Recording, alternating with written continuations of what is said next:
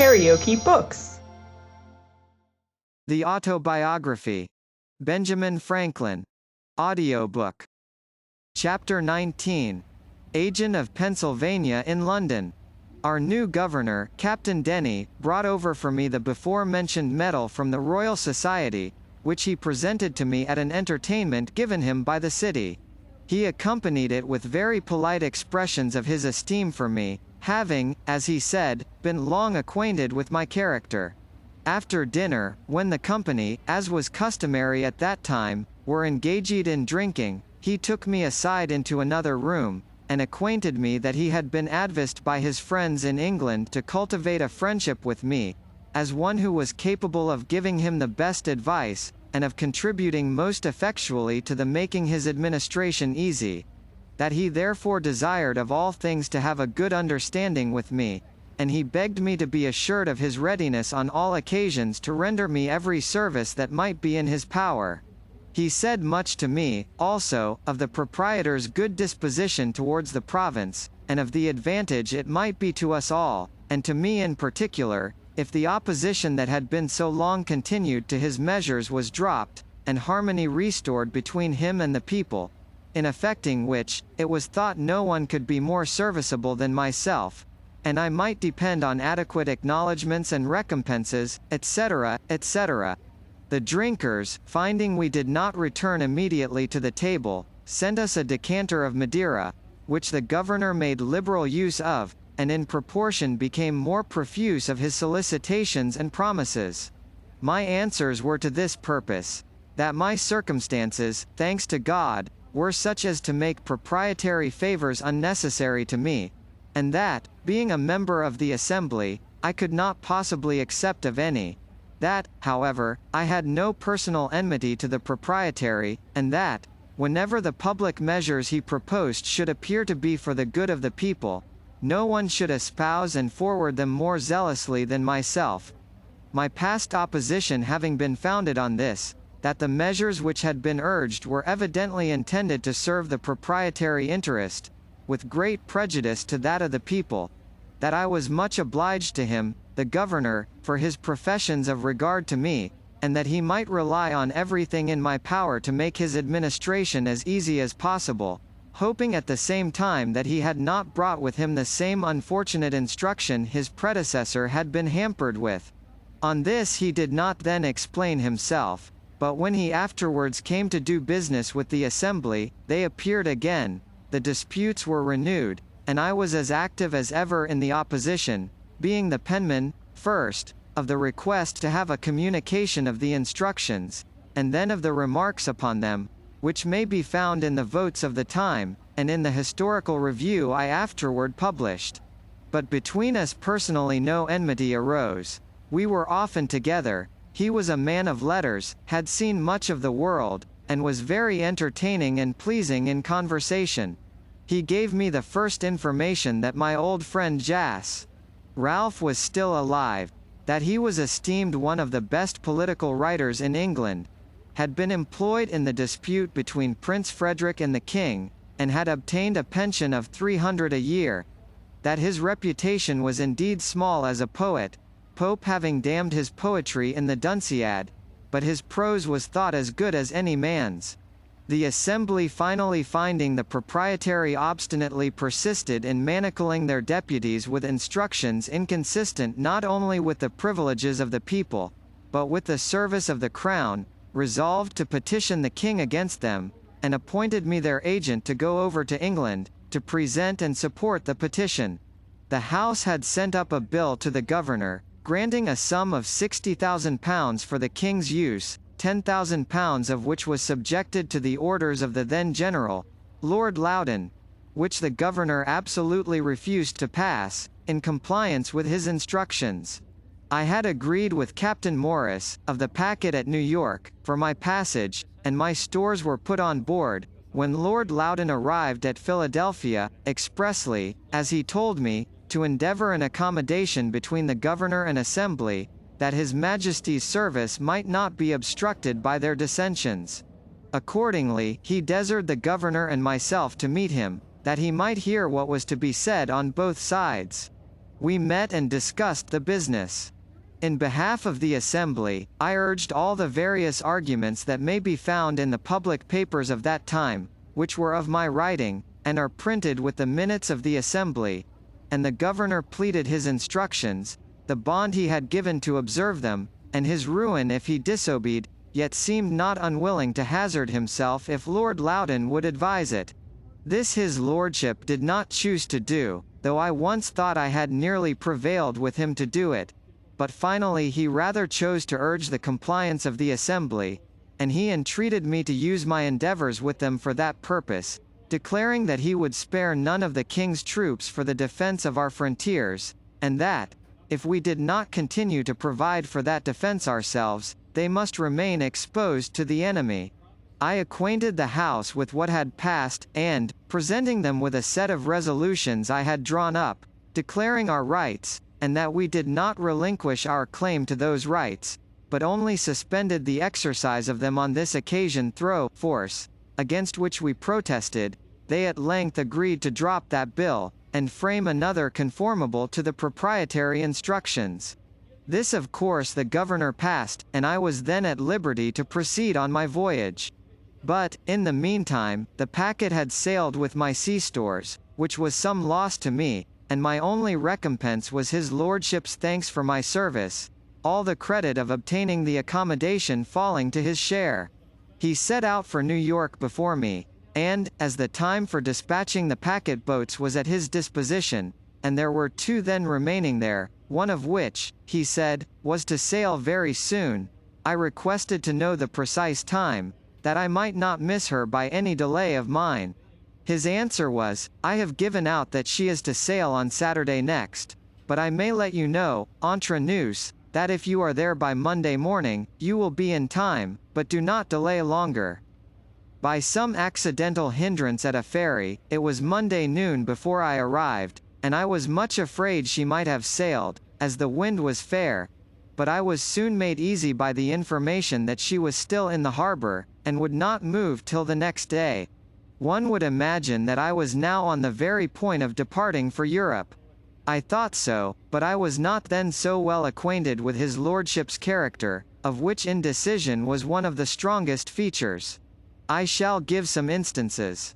It was about the beginning of April that I came to New York, and I think it was near the end of June before we sailed. There were then 2 of the packet boats, which had been long in port, but were detained for the general's letters, which were always to be ready tomorrow. Another packet arrived, she too was detained, and, before we sailed, a 4th was expected. Ours was the first to be dispatched, as having been their longest. Passengers were engaged in all, and some extremely impatient to be gone, and the merchants uneasy about their letters, and the orders they had given for insurance, it being war time, for fall goods. But their anxiety availed nothing. His lordship's letters were not ready, and yet whoever waited on him found him always at his desk, pen in hand, and concluded he must needs write abundantly. Going myself one morning to pay my respects, I found in his antechamber one Innes, a messenger of Philadelphia, who had come from thence express with a packet from Governor Denny for the general. He delivered to me some letters from my friends there, which occasioned my inquiring when he was to return, and where he lodged, that I might send some letters by him. He told me he was ordered to call tomorrow at 9 for the general's answer to the governor, and should set off immediately. I put my letters into his hands the same day. A fortnight after I met him again in the same place. So, you are soon returned, Innes? Returned? No, I am not gone yet. How so? I have called here by order every morning these 2 weeks past for his lordship's letter, and it is not yet ready. Is it possible, when he is so great a writer? For I see him constantly at his escritoire. Yes, says Innes, but he is like Street George on the signs, always on horseback, and never rides on. This observation of the messenger was, it seems, well founded. For, when in England, I understood that Mr. Pitt gave it as one reason for removing this general, and sending Generals Amherst and Wolfe, that the minister never heard from him, and could not know what he was doing. This daily expectation of sailing, and all the 3 packets going down to Sandy Hook, to join the fleet there, the passengers thought it best to be on board, lest by a sudden order the ships should sail, and they be left behind. There, if I remember right, we were about 6 weeks, consuming our sea stores, and obliged to procure more. At length the fleet sailed, the general and all his army on board, bound to Louisbourg, with the intent to besiege and take that fortress. All the packet boats in company ordered to attend the general's ship, ready to receive his dispatches when they should be ready. We were out 5 days before we got a letter with leave to part, and then our ship quitted the fleet and steered for England. The other 2 packets he still detained, carried them with him to Halifax, where he stayed some time to exercise the men in sham attacks upon sham forts, then altered his mind as to besieging Louisbourg, and returned to New York, with all his troops, together with the 2 packets above mentioned, and all their passengers. During his absence the French and savages had taken Fort George, on the frontier of that province, and the savages had massacred many of the garrison after capitulation. I saw afterwards in London Captain Bonnell, who commanded one of those packets.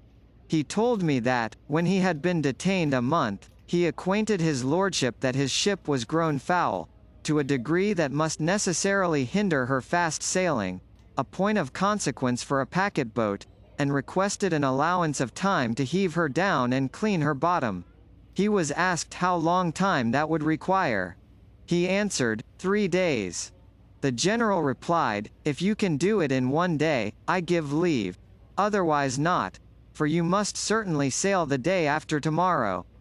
So he never obtained leave, though detained afterwards from day to day during full 3 months. I saw also in London one of Bonnell's passengers, who was so enraged against his lordship for deceiving and detaining him so long at New York, and then carrying him to Halifax and back again, that he swore he would sue him for damages. Whether he did or not, I never heard, but, as he represented the injury to his affairs, it was very considerable. On the whole, I wondered much how such a man came to be entrusted with so important a business as the conduct of a great army. But, having since seen more of the great world, and the means of obtaining, and motives for giving places, my wonder is diminished. General Shirley, on whom the command of the army devolved upon the death of Braddock, would, in my opinion, if continued in place, have made a much better campaign than that of Loudon in 1757, which was frivolous, expensive, and disgraceful to our nation beyond conception. For, though Shirley was not a bred soldier, he was sensible and sagacious in himself, and attentive to good advice from others, capable of forming judicious plans, and quick and active in carrying them into execution. Loudon, instead of defending the colonies with his great army, left them totally exposed while he paraded idly at Halifax, by which means Fort George was lost. Besides, he deranged all our mercantile operations, and distressed our trade, by a long embargo on the exportation of provisions, on pretense of keeping supplies from being obtained by the enemy, but in reality for beating down their price in favor of the contractors, in whose profits, it was said, perhaps from suspicion only, he had a share. And, when at length the embargo was taken off, by neglecting to send notice of it to Charlestown, the Carolina fleet was detained near 3 months longer, whereby their bottoms were so much damaged by the worm that a great part of them foundered in their passage home. Shirley was, I believe, sincerely glad of being relieved from so burdensome a charge as the conduct of an army must be to a man unacquainted with military business. I was at the entertainment given by the City of New York to Lord Loudon, on his taking upon him the command. Shirley, though thereby superseded, was present also. There was a great company of officers, citizens, and strangers, and, some chairs having been borrowed in the neighborhood, there was one among them very low, which fell to the lot of Mr. Shirley.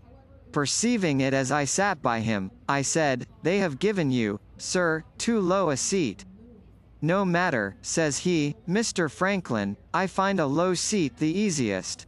While I was, as aforementioned, detained at New York, I received all the accounts of the provisions, etc., that I had furnished to Braddock, some of which accounts could not sooner be obtained from the different persons I had employed to assist in the business.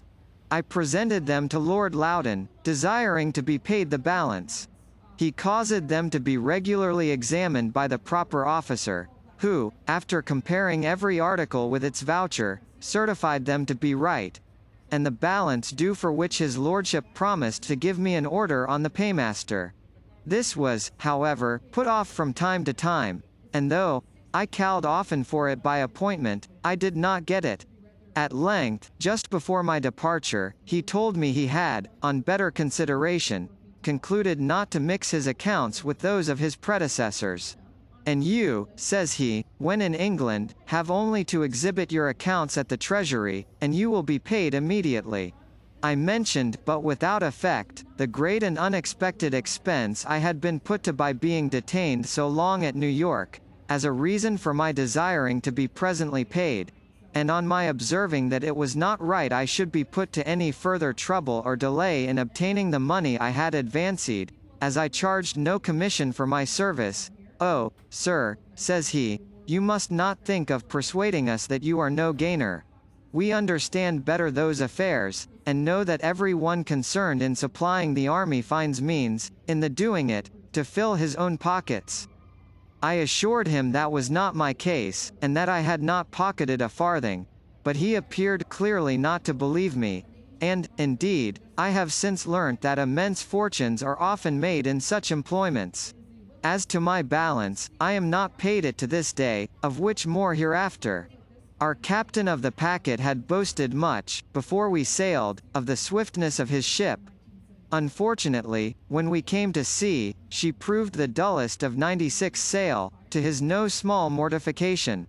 After many conjectures respecting the cause, when we were near another ship almost as dull as ours, which, however, gained upon us, the captain ordered all hands to come aft, and stand as near the ensign staff as possible. We were, passengers included, about 40 persons. While we stood there, the ship mended her pace, and soon left her neighbor far behind, which proved clearly what our captain suspected, that she was loaded too much by the head. The casks of water, it seems, had been all placked forward.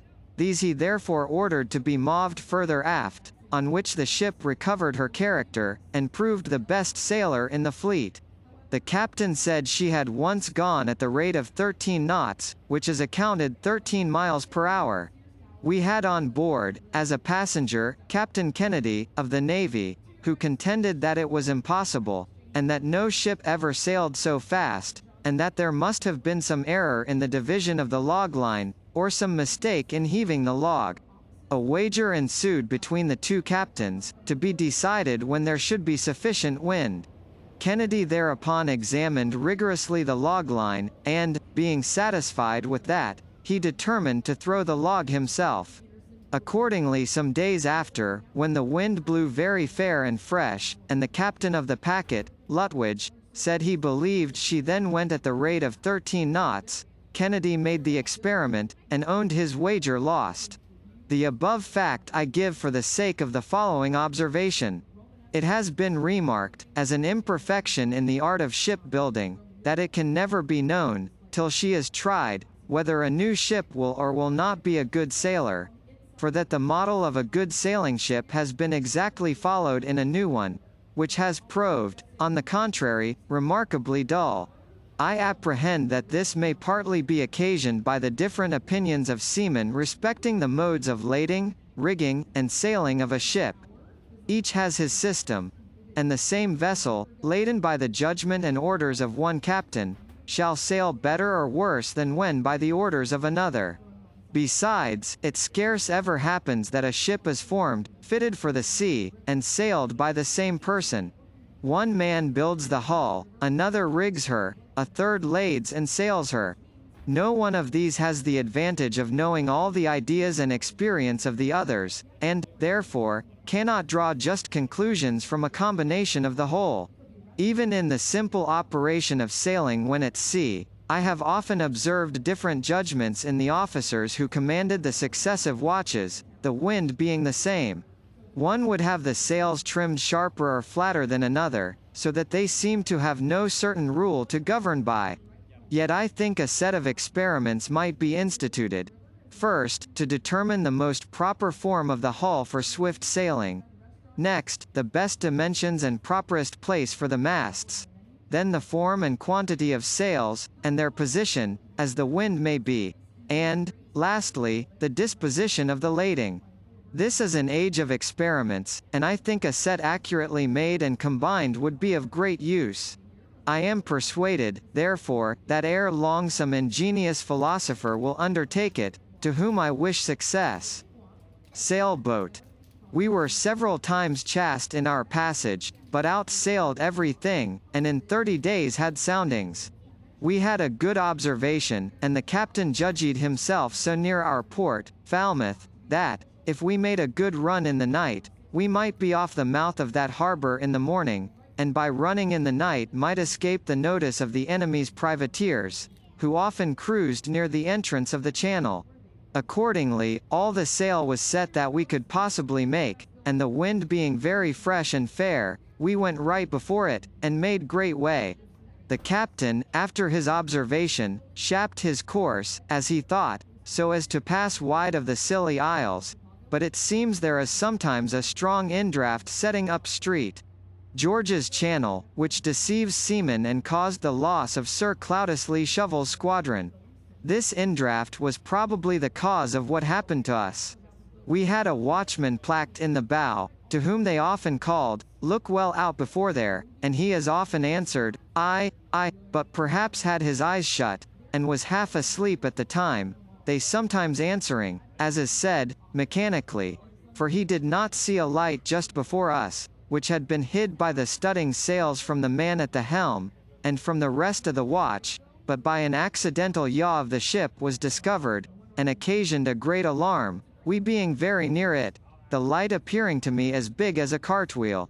It was midnight, and our captain fast asleep, but Captain Kennedy, jumping upon deck, and seeing the danger, ordered the ship to wear round, all sails standing, an operation dangerous to the masts, but it carried us clear, and we escaped shipwreck, for we were running right upon the rocks on which the lighthouse was erected.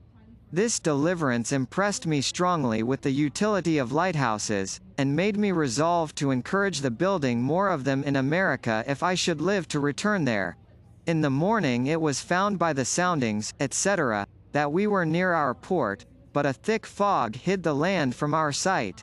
About 9 o'clock the fog began to rise, and seemed to be lifted up from the water like the curtain at a playhouse, discovering underneath, the town of Falmouth, the vessels in its harbour, and the fields that surrounded it. This was a most pleasing spectacle to those who had been so long without any other prospects than the uniform view of a vacant ocean, and it gave us the more pleasure as we were now free from the anxieties which the state of war occasioned. I set out immediately, with my son, for London, and we only stopped a little by the way to view Stonehenge on Salisbury Plain, and Lord Pembroke's house and gardens, with his very curious antiquities at Wilton. We arrived in London the 27th of July, 1757. As soon as I was settled in a lodging Mr. Charles had provided for me, first went to visit Dr. Fothergill, to whom I was strongly recommended, and whose counsel respecting my proceedings I was advised to obtain.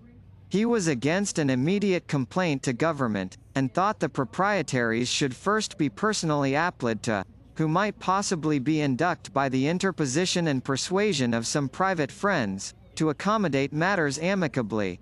I then waited on my old friend and correspondent, Mr. Peter Collinson, who told me that John Hanbury, the great Virginia merchant, had requested to be informed when I should arrive, that he might carry me to Lord Granville's, who was then president of the council and wished to see me as soon as possible. I agreed to go with him the next morning. Accordingly Mr. Hanbury called for me and took me in his carriage to that nobleman's, who received me with great civility, and after some questions respecting the present state of affairs in America and discourse thereupon, he said to me, "You Americans have wrong ideas of the nature of your Constitution.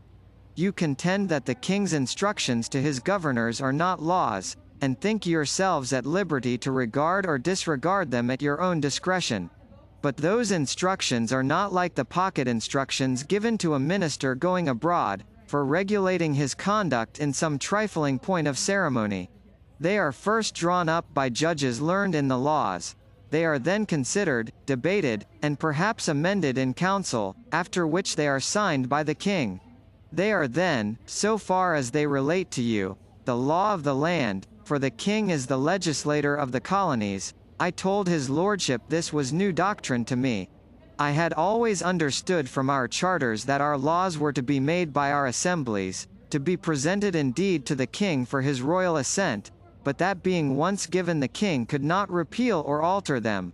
And as the assemblies could not make permanent laws without his assent, so neither could he make a law for them without theirs.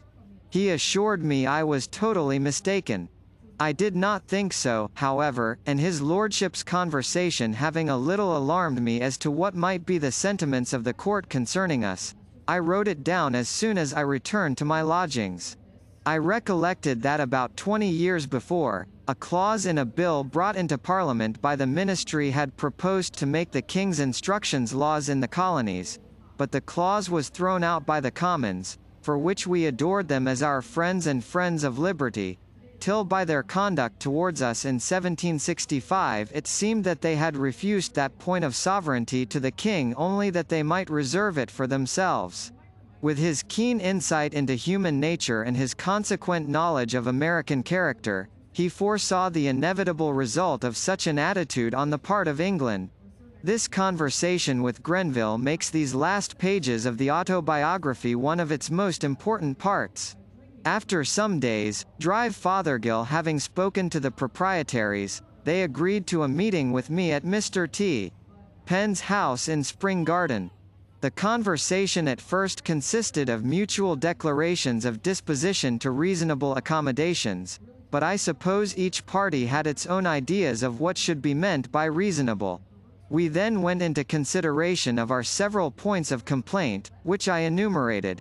The proprietaries justified their conduct as well as they could, and I the assemblies. We now appeared very wide, and so far from each other in our opinions as to discourage all hope of agreement. However, it was concluded that I should give them the heads of our complaints in writing, and they promised then to consider them.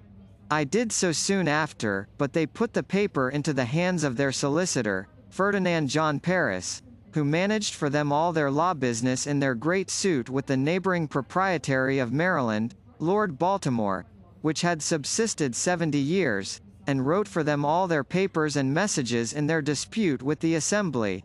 He was a proud, angry man, and as I had occasionally in the answers of the assembly treated his papers with some severity, they being really weak in point of argument and haughty in expression, he had conceived a mortal enmity to me, which discovering itself whenever we met, I declined the proprietary's proposal that he and I should discuss the heads of complaint between our two selves, and refused treating with anyone but them.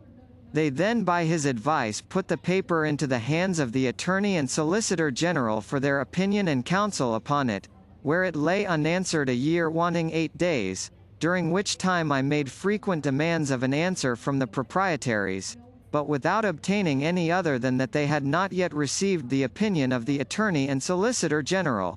What it was when they did receive it I never learnt, for they did not communicate it to me, but sent a long message to the Assembly drawn and signed by Paris, reciting my paper, complaining of its want of formality, as a rudeness on my part, and giving a flimsy justification of their conduct, adding that they should be willing to accommodate matters if the Assembly would send out some person of candor to treat with them for that purpose, intimating thereby that I was not such.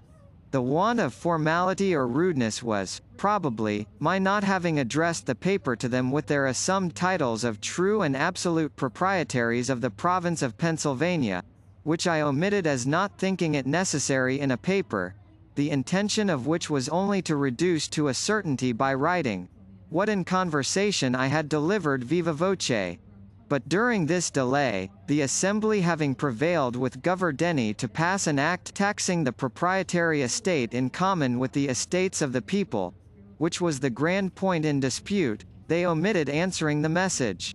When this act however came over, the proprietaries, counselled by Paris, determined to oppose its receiving the royal assent. Accordingly they petitioned the king in council, and a hearing was appointed in which 2 lawyers were employed by them against the act, and 2 by me in support of it. They alleged that the act was intended to load the proprietary estate in order to spare those of the people, and that if it were suffered to continue in force, and the proprietaries, who were in odium with the people, left to their mercy in proportioning the taxes, they would inevitably be ruined. We replied that the act had no such intention, and would have no such effect. That the assessors were honest and discreet men under an oath to assess fairly and equitably, and that any advantage each of them might expect in lessening his own tax by augmenting that of the proprietaries was too trifling to induce them to perjure themselves. This is the purport of what I remember as urged by both sides, except that we insisted strongly on the mischievous consequences that must attend a repeal, for that the money, £100,000, being printed and given to the king's use, expended in his service, and now spread among the people, the repeal would strike it dead in their hands to the ruin of many, and the total discouragement of future grants, and the selfishness of the proprietors in soliciting such a general catastrophe, merely from a groundless fear of their estate being taxed too highly, was insisted on in the strongest terms. On this, Lord Mansfield, one of the council, rose, and beckoning me took me into the clerk's chamber, while the lawyers were pleading, and asked me if I was really of opinion that no injury would be done the proprietary estate in the execution of the act. I said certainly. Then, says he, you can have little objection to enter into an engagement to assure that point. I answered, none at all. He then called in Paris, and after some discourse, his lordship's proposition was accepted on both sides. A paper to the purpose was drawn up by the clerk of the council, which I signed with Mr. Charles, who was also an agent of the province for their ordinary affairs, when Lord Mansfield returned to the council chamber, where finally the law was allowed to pass. Some changes were however recommended, and we also engaged they should be made by a subsequent law, but the Assembly did not think them necessary, for 1 year's tax having been levied by the Act before the Order of Council arrived. They appointed a committee to examine the proceedings of the assessors, and on this committee they put several particular friends of the proprietaries. After a full enquiry, they unanimously signed a report that they found the tax had been assessed with perfect equity. The Assembly looked into my entering into the first part of the engagement, as an essential service to the province, since it secured the credit of the paper money then spread over all the country. They gave me their thanks in form when I returned. But the proprietaries were enraged at Governor Denny for having passed the act, and turned him out with threats of suing him for breach of instructions which he had given Bond to observe. He, however, having done it at the instance of the general, and for his Majesty's service, and having some powerful interest at court, despised the threats and they were never put in execution. Unfinished. Appendix. Electrical Kite. To Peter Collinson. Philadelphia, October 19, 1752. Sir, as frequent mention is made in public papers from Europe of the success of the Philadelphia experiment for drawing the electric fire from clouds by means of pointed rods of iron erected on high buildings, and c. It may be agreeable to the curious to be informed, that the same experiment has succeeded in Philadelphia, though made in a different and more easy manner, which is as follows. Make a small cross of 2 light strips of cedar, the arms so long as to reach to the 4 corners of a large, thin silk handkerchief when extended. Tie the corners of the handkerchief to the extremities of the cross, so you have the body of a kite, which being properly accommodated with a tail, loop, and string, will rise in the air, like those made of paper, but this being of silk, is fitter to bear the wet and wind of a thunder gust without tearing. To the top of the upright stick of the cross is to be fixed a very sharp pointed wire, rising a foot or more above the wood. To the end of the twine, next the hand, is to be tied a silk ribbon, and where the silk and twine join, a key may be fastened. This kite is to be raised when a thunder gust appears to be coming on, and the person who holds the string must stand within a door or window, or under some cover, so that the silk ribbon may not be wet, and care must be taken that the twine does not touch the frame of the door or window. As soon as any of the thunder clouds come over the kite, the pointed wire will draw the electric fire from them, and the kite, with all the twine, will be electrified, and the loose filaments of the twine will stand out every way and be attracted by an approaching finger. And when the rain has wet the kite and twine, so that it can conduct the electric fire freely, you will find it stream out plentifully from the key on the approach of your knuckle. At this key the file may be charged, and from electric fire thus obtained, spirits may be kindled, and all the electric experiments be performed, which are usually done by the help of a rubbed glass globe or tube, and thereby the sameness of the electric matter with that of lightning completely demonstrated. B. Franklin. The Way to Wealth. From Father Abraham's speech, forming the preface to Poor Richard's Almanac for 1758. It would be thought a hard government that should tax its people 1/10 part of their time, to be employed in its service. But idleness taxes many of us much more, if we reckon all that is spent in absolute sloth, or doing of nothing, with that which is spent in idle employments or amusements, that amount to nothing. Sloth, by bringing on diseases, absolutely shortens life. Sloth, like rust, consumes faster than labor wears, while the used key is always bright, as Poor Richard says. But dost thou love life, then do not squander time, for that's the stuff life is made of, as Poor Richard says. How much more than is necessary do we spend in sleep, forgetting that the sleeping fox catches no poultry, and that there will be sleeping enough in the grave, as Poor Richard says.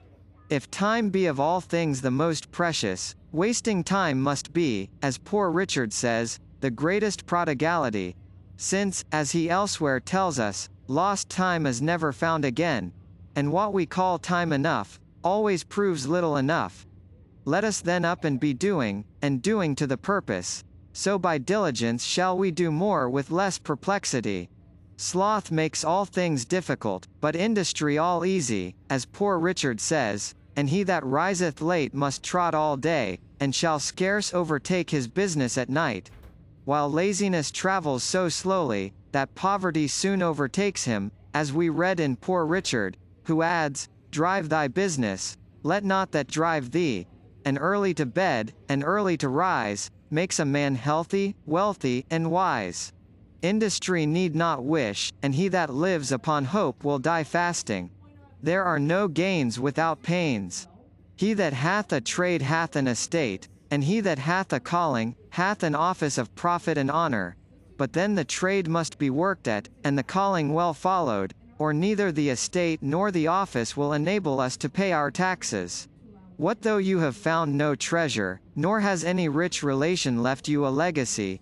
Diligence is the mother of good luck, as Poor Richard says, and God gives all things to industry. One today is worth 2 tomorrows, and farther, have you somewhat to do tomorrow, do it today. If you were a servant, would you not be ashamed that a good master should catch you idle? Are you then your own master? Be ashamed to catch yourself idle. Stick to it steadily, and you will see great effects, for constant dropping wears away stones, and by diligence and patience the mouse ate into the cable, and little strokes fell great oaks. Methinks I hear some of you say, must a man afford himself no leisure? I will tell thee, my friend, what Poor Richard says, employ thy time well, if thou meanest to gain leisure, and, since thou art not sure of a minute, throw not away an hour. Leisure is time for doing something useful. This leisure the diligent man will obtain, but the lazy man never. So that, as Poor Richard says, a life of leisure and a life of laziness are two things. Keep thy shop, and thy shop will keep thee. And again, if you would have your business done, go. If not, send. If you would have a faithful servant, and one that you like, serve yourself. A little neglect may breed great mischief. Adding, for want of a nail the shoe was lost. For want of a shoe the horse was lost. And for want of a horse the rider was lost, being overtaken and slain by the enemy. All for the want of care about a horseshoe nail. So much for industry, my friends, and attention to one's own business, but to these we must add frugality. What maintains one vice, would bring up two children. You may think perhaps, that a little tea, or a little punch now and then, diet a little more costly, clothes a little finer, and a little entertainment now and then, can be no great matter. But remember what poor Richard says, many a little makes a mickle. Beware of little expenses. A small leak will sink a great ship. And again, who dainties love, shall beggars prove. And moreover, fools make feasts, and wise men eat them. Buy what thou hast no need of, and ere long thou shalt sell thy necessaries. If you would know the value of money, go and try to borrow some. For, he that goes a-borrowing goes a-sorrowing. The second vice is lying, the first is running in debt. Lying rides upon debt's back. Poverty often deprives a man of all spirit and virtue. 'Tis hard for an empty bag to stand upright. And now to conclude, experience keeps a dear school, but fools will learn in no other, and scarce in that.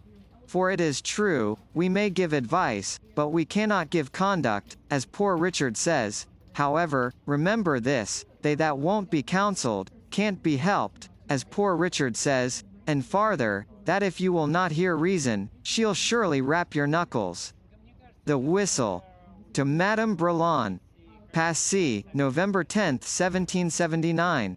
I am charmed with your description of paradise, and with your plan of living there, and I approve much of your conclusion, that, in the meantime, we should draw all the good we can from this world. In my opinion, we might all draw more good from it than we do, and suffer less evil, if we would take care not to give too much for whistles.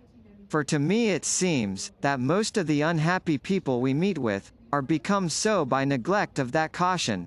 You ask what I mean? You love stories, and will excuse my telling one of myself.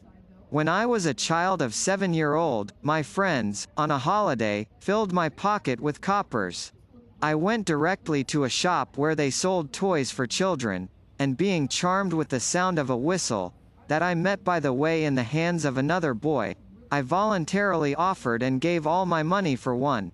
I then came home, and went whistling all over the house, much pleased with my whistle, but disturbing all the family. My brothers, and sisters, and cousins, understanding the bargain I had made, told me I had given 4 times as much for it as it was worth, put me in mind what good things I might have bought with the rest of the money, and laughed at me so much for my folly, that I cried with vexation, and the reflection gave me more chagrin than the whistle gave me pleasure. This, however, was afterwards of use to me, the impression continuing on my mind, so that often, when I was tempted to buy some unnecessary thing, I said to myself, don't give too much for the whistle, and I saved my money. As I grew up, came into the world, and observed the actions of men, I thought I met with many, very many, who gave too much for the whistle. When I saw one too ambitious of court favor, sacrificing his time in attendance on levees, his repose, his liberty, his virtue, and perhaps his friends, to attain it, I have said to myself, this man gives too much for his whistle. When I saw another fond of popularity, constantly employing himself in political bustles, neglecting his own affairs, and ruining them by neglect, he pays, indeed, said I, too much for his whistle. If I knew a miser who gave up every kind of comfortable living, all the pleasure of doing good to others, all the esteem of his fellow citizens, and the joys of benevolent friendship, for the sake of accumulating wealth, poor man, said I, you pay too much for your whistle. When I met with a man of pleasure, sacrificing every laudable improvement of the mind, or of his fortune, to mere corporeal sensations, and ruining his health in their pursuit, mistaken man, said I, you are providing pain for yourself, instead of pleasure, you give too much for your whistle. If I see one fond of appearance, or fine clothes, fine houses, fine furniture, fine equipages, all above his fortune, for which he contracts debts, and ends his career in a prison, alas! Say I, he has paid dear, very dear, for his whistle. When I see a beautiful, sweet-tempered girl married to an ill-natured brute of a husband, what a pity, say I, that she should pay so much for a whistle. In short, I conceive that great part of the miseries of mankind are brought upon them by the false estimates they have made of the value of things, and by their giving too much for their whistles. Yet I ought to have charity for these unhappy people, when I consider, that, with all this wisdom of which I am boasting, there are certain things in the world so tempting, for example, the apples of King John, which happily are not to be bought, for if they were put to sale by auction, I might very easily be led to ruin myself in the purchase, and find that I had once more given too much for the whistle. Adieu, my dear friend, and believe me ever yours very sincerely and with unalterable affection. B. Franklin. A letter to Samuel Mather. Passy, May 12, 1784. Revd Sir, it is now more than 60 years since I left Boston, but I remember well both your father and grandfather, having heard them both in the pulpit, and seen them in their houses. The last time I saw your father was in the beginning of 1724, when I visited him after my first trip to Pennsylvania. He received me in his library, and on my taking leave showed me a shorter way out of the house through a narrow passage, which was crossed by a beam overhead. We were still talking as I withdrew, he accompanying me behind, and I turning partly towards him, when he said hastily, "Stoop, stoop." I did not understand him, till I felt my head hit against the beam. He was a man that never missed any occasion of giving instruction, and upon this he said to me, "You are young, and have the world before you. Stoop as you go through it, and you will miss many hard thumps." This advice, thus beat into my head, has frequently been of use to me, and I often think of it, when I see pride mortified, and misfortunes brought upon people by their carrying their heads too high. B. Franklin. The End. KaraokeBooks.